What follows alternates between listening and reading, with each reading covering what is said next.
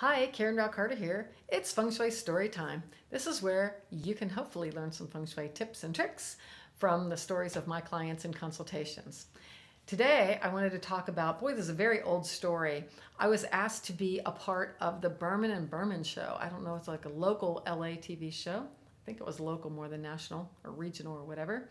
And it was the two Berman sisters where one's the psychologist and the other one is one's a sex therapist or whatever, and the other one's a gynecologist, something like that. One's more medical, one's more psychological. Anyway, so they had a show, and I was asked to do the makeover part of the show. So they had a couple who were saying that they were just like losing interest with each other.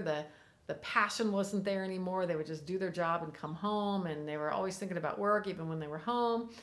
And so the sisters took off and did their thing, and I had like a $300 budget to change their bedroom. So off to Target we went, like the shopping segment, and so we reviewed the before of the room, and the bed was kind of blah. There was like little plush around, little juvenile stuffed animals. If you don't want a juvenile relationship, I'd get those out of there. They had the office desk, a little desk and computer in the corner, got rid of the office.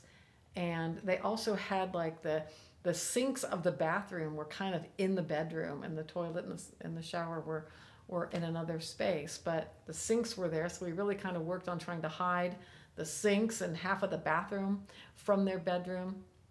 We tried to get some sexier colors in there, got some red curtains like above the bed to make it look like a kind of like a royal regal bed with these curtains above it, red.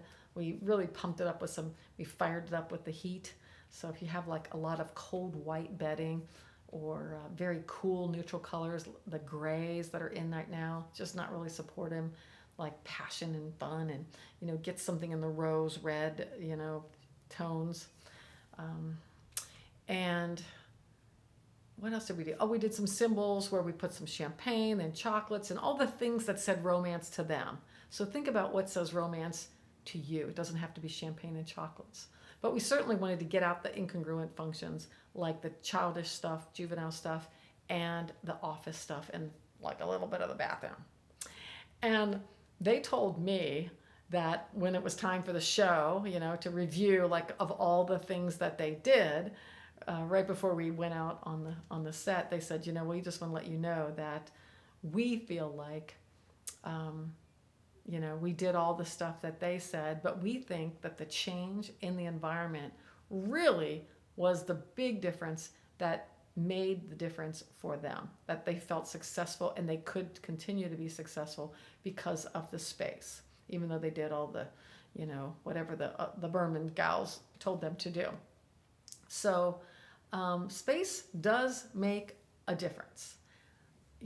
I some people just say, I don't think feng shui can do anything, and other people are like, well, of course it does. Where do you fall in that discussion?